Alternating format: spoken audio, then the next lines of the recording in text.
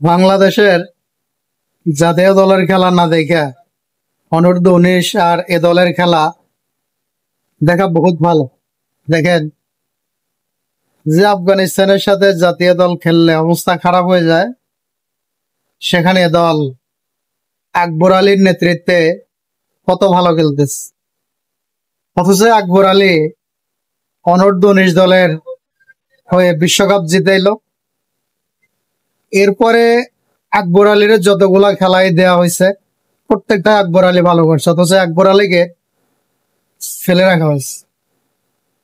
আকবর আলীরে আসলে টি-20-তে না রাখুক সমস্যা নেই, তবে ওডিআই নিয়মিত খেলানো দরকার, কারণ আকবর আলী তো একজন ভালো মানের খেলোয়াড়, তাকে কিন্তু মূল্যায়ন করা হচ্ছে না।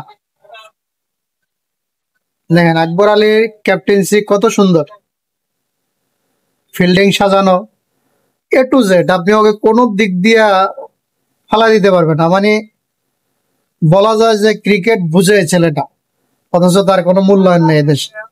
এদেশে মূল্যায়ন আছে নাজমুল হোসেন শান্ত, এরকমের যারা আছে আর কি, যাদের কোনো যোগ্যতাই নাই, তাদের এদেশে মূল্যায়ন আছে। এটা আমাদের জন্য আফসোস। আমাদের একটাই দাবি, আকবর আলীকে অতি দ্রুত জাতীয় দলে নেওয়া হোক, সেটা ওডিআই হোক অথবা টি-20 হোক।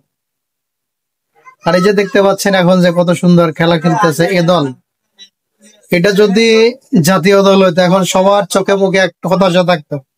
কারণ তাদের যে খেলা, তাদের যে পারফরমেন্স, যেটা বলার ভাষা নেই। অনেকে তো বলে যে জাতীয় দলের খেলা দেখলে নাকি হার্ট অ্যাটাক হওয়ার অবস্থা।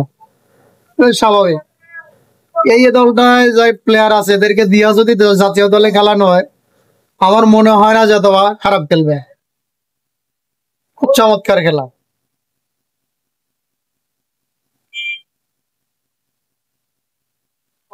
এই যে দেখেন 30 রান, 3 উইকেট, 7 ওভার 2 বল। রিপন মন্ডলের প্রশংসা করতে হয়, কারণ রিপন মন্ডল আজকে যে খেলাটা দিচ্ছে প্রশংসার দাবিদার। 3টে উইকেট যে দেখতে পাচ্ছেন, 3টাই রিপন মন্ডলের উইকেট, খুবই ভালো।